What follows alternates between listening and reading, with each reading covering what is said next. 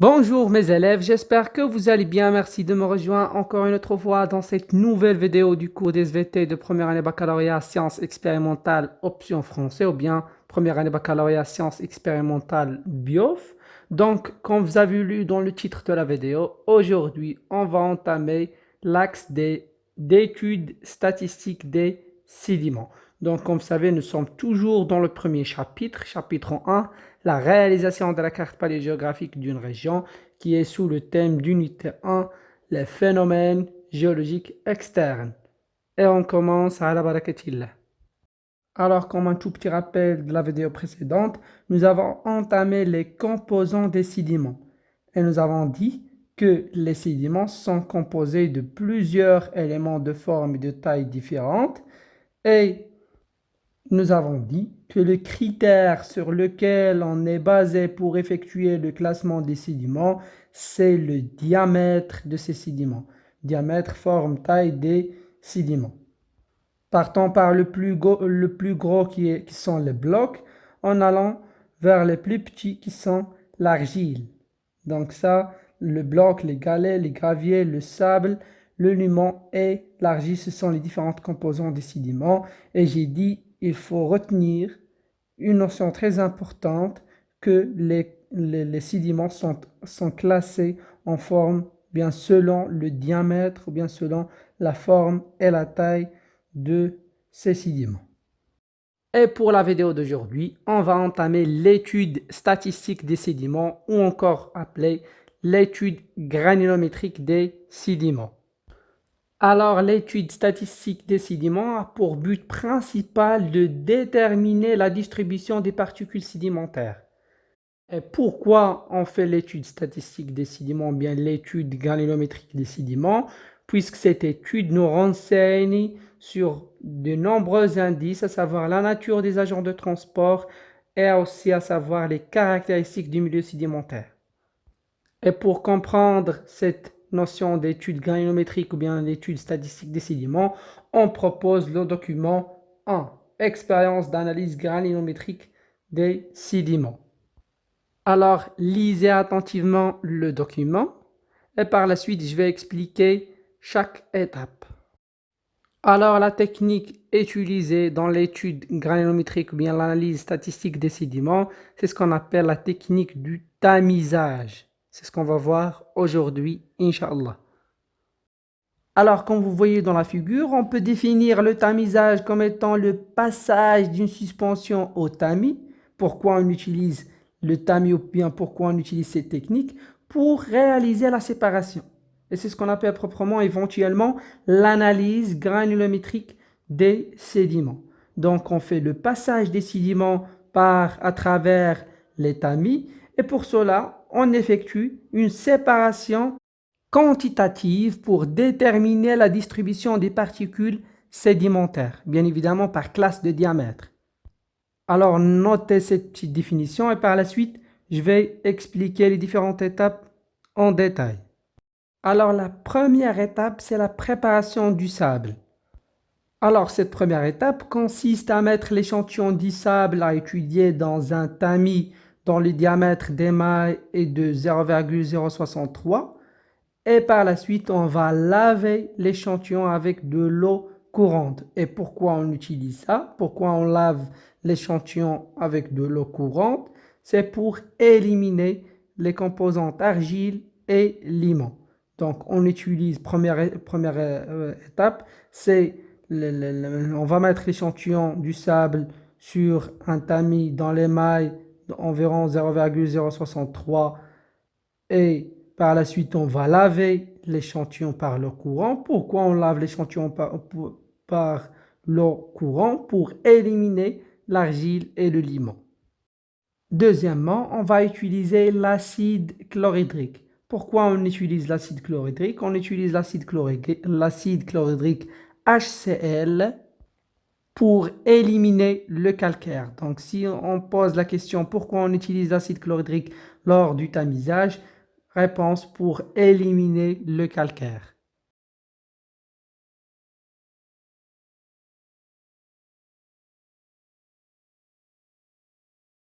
Ensuite, on rince l'échantillon avec de l'eau oxygénée, H2O2. Pourquoi on utilise l'eau oxygénée? Alors, on utilise l'eau oxygénée pour se débarrasser de la matière organique. Donc, pour éliminer la matière organique, on utilise l'eau oxygénée. Donc, ça, c'est la troisième étape dans la préparation de l'échantillon.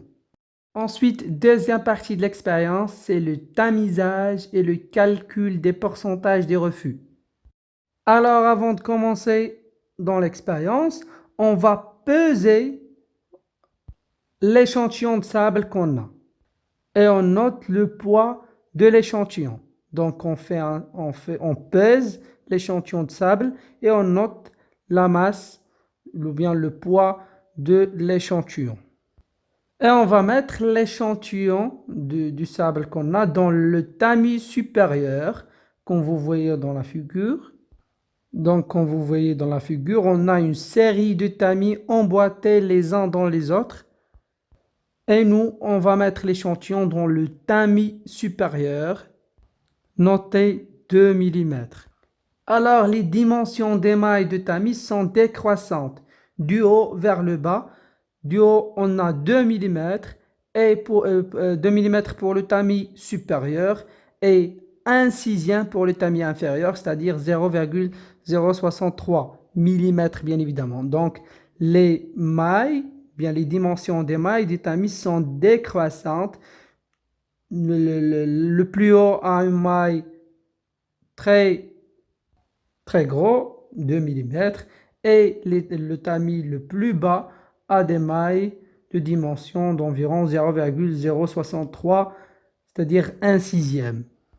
Donc, à chaque fois, le tamis qui est en bas, les mailles auront des dimensions de la moitié qui est en haut. C'est-à-dire, pour le tamis supérieur ou bien pour le tamis en haut, 2 mm, qui se trouve juste en bas, ça va être 1 mm, qui se trouve juste en bas, ça va être 0,5 mm, c'est-à-dire un demi, et ainsi de suite jusqu'à en arrivant 1/6, c'est-à-dire 0,063. À chaque fois, on élimine la moitié du dimension des mailles.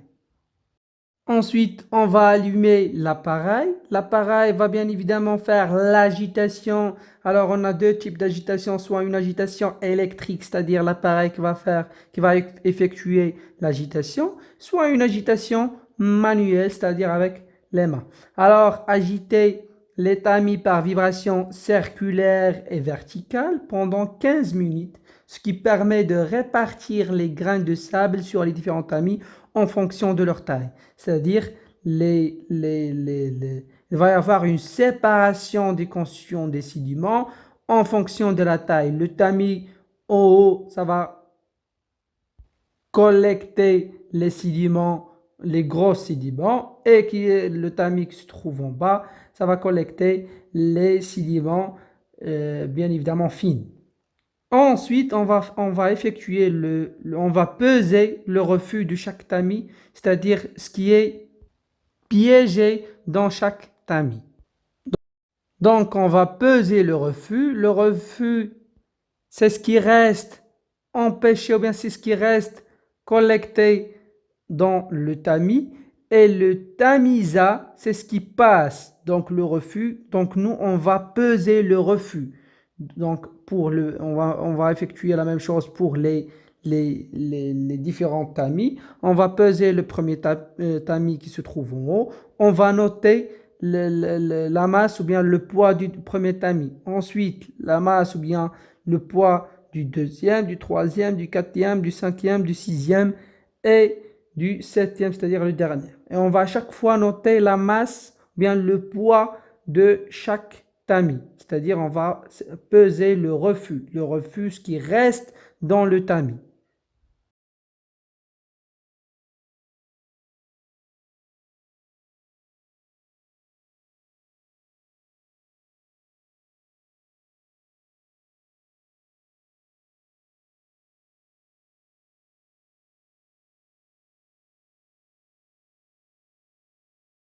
Alors, comme c'est indiqué dans le document, dans le tableau, on a le diamètre des graines en millimètres, c'est-à-dire les sédiments, le pourcentage du poids, le pourcentage cumulatif.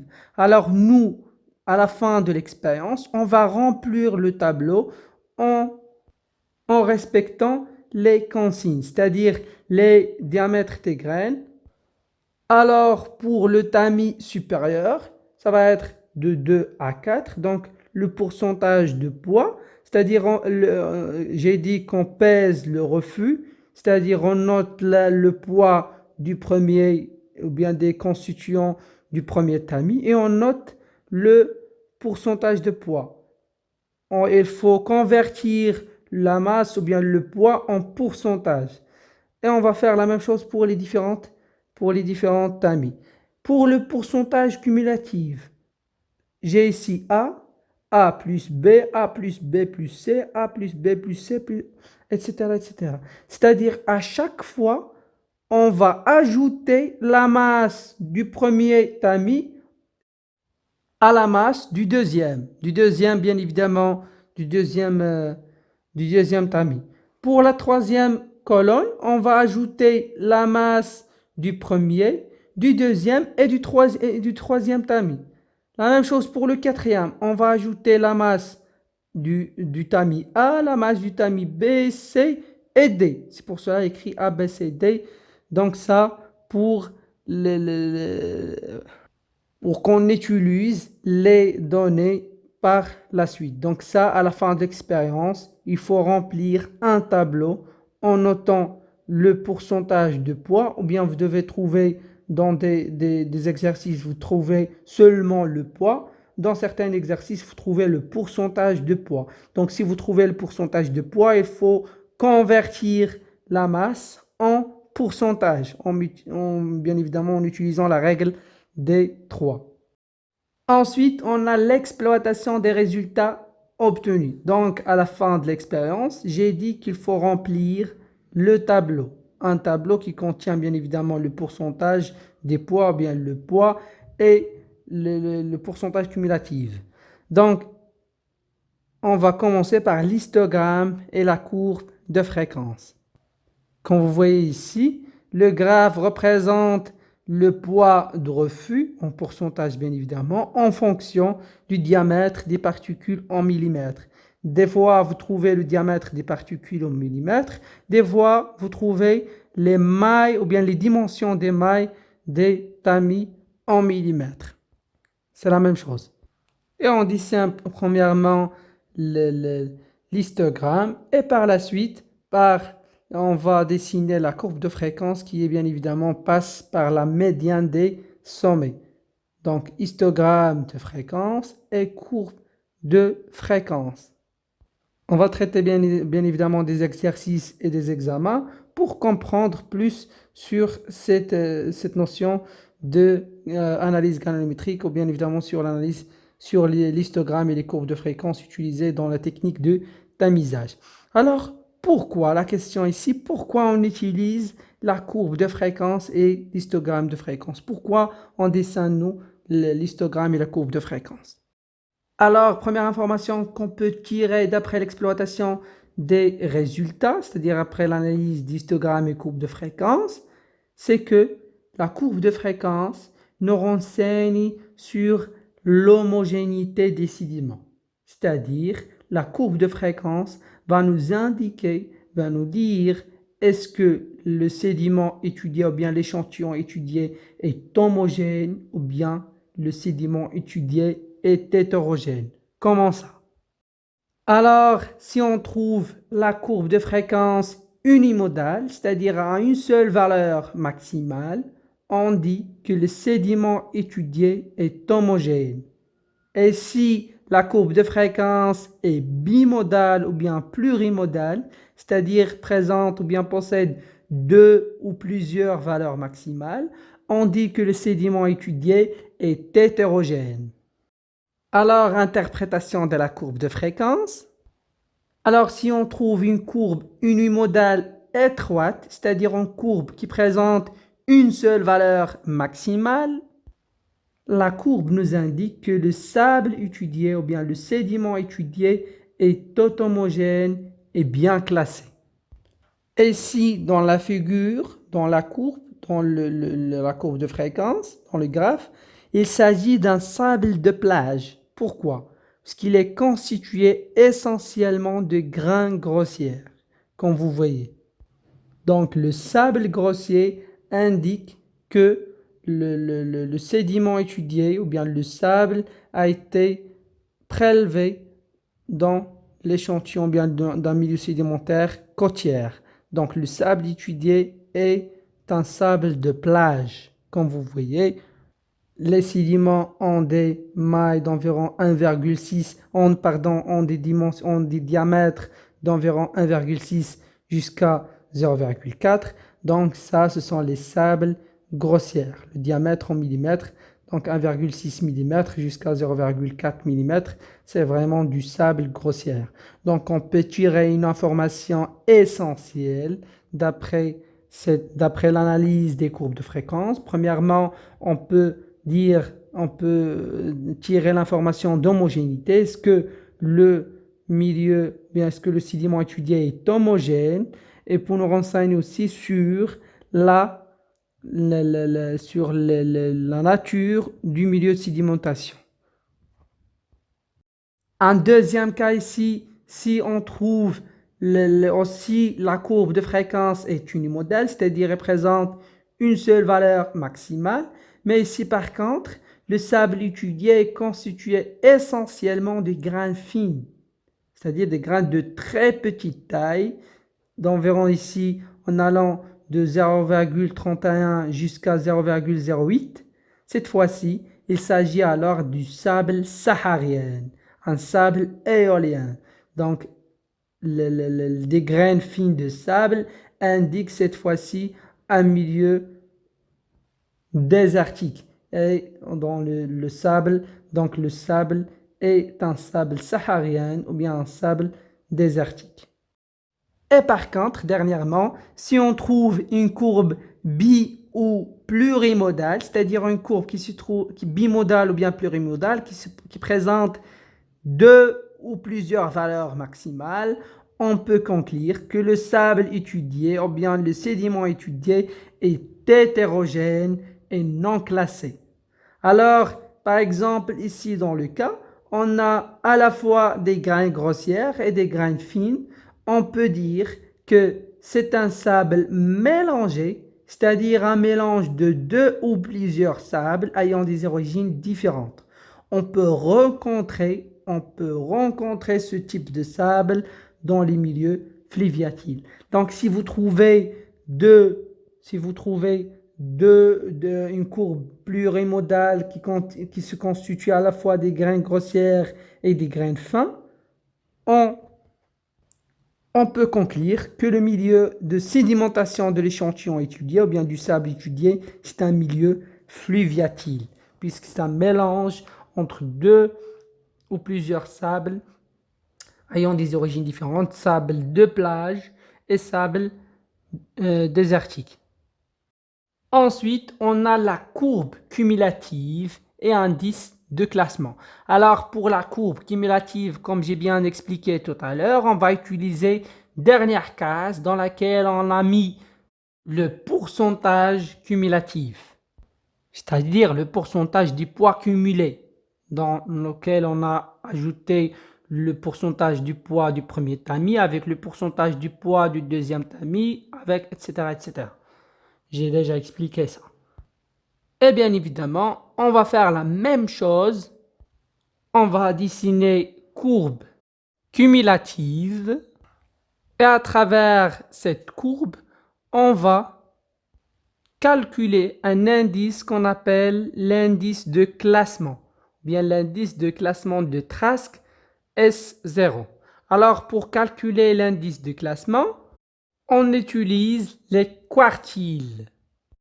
Alors, on trace le quartile Q1 sur l'abscisse de l'ordonnée qui correspond à 75% et on va le projeter sur la courbe cumulative et on note le diamètre. Et on utilise aussi le quartile Q3, c'est-à-dire l'abscisse de leurs données qui correspondent à 25% sur l'abscisse de leurs données. Et on trace et on projette la valeur sur la courbe cumulative et on note le diamètre des particules, en millimètres bien évidemment. Et c'est comme ça qu'on calcule le S0. S0 égale à la racine carrée de Q3 sur Q1. Alors, on a déjà des courbes cumulatives de référence de quelques sédiments. On a la courbe cumulative du gravier fluviatile. On a la courbe de référence du gravier de plage, du sable dunaire, c'est-à-dire le sable des dunes, le sable fluviatile, les louès, les sédiments glaciaires ou moraines. Alors, lors du dessin du courbe cumulative de notre échantillon, vers la fin, on va comparer notre courbe cumulative avec ces courbes cumulatives de référence et on va bien évidemment conclure le cas de notre échantillon. Est-ce qu'on travaille dans des milieux fluviatiles, dans des milieux côtiers, dans des milieux sahariens, etc., etc. Et le calcul de S0, ça va nous indiquer sur la qualité du classement. Si on trouve la valeur de S0 inférieure à 1,23, on dit qu'on a un très bon classement. Si on trouve la valeur de S0 entre 1,23 et 1,41, on dit qu'on a un bon classement. Si on trouve la valeur de S0 entre 1,41 et 1,74, on dit qu'on a un classement modéré. Si on trouve la valeur de S0 entre 1,74 et 2, on dit qu'on a un classement mauvais. Si on trouve la valeur de S0 supérieure à 2, on trouve qu'on a un classement très mauvais. Et donc ça, pour l'exploitation des résultats de la technique de tamisage. Donc, dans la vidéo suivante, Inch'Allah, on va traiter un exercice dans lequel on va voir tout ça. On va voir comment remplir un tableau, comment schématiser ou bien comment dessiner l'histogramme et la courbe de fréquence, comment analyser et tirer les informations essentielles à partir de la courbe de fréquence. Par la suite, on va voir comment dessiner la courbe cumulative et comment calculer l'indice de classement. Et donc, on arrive à la fin de cette vidéo. Merci pour votre attention. Si vous avez des questions, n'hésitez pas à les poser, vos remarques, vos questions, vos suggestions dans les commentaires. Et à bientôt.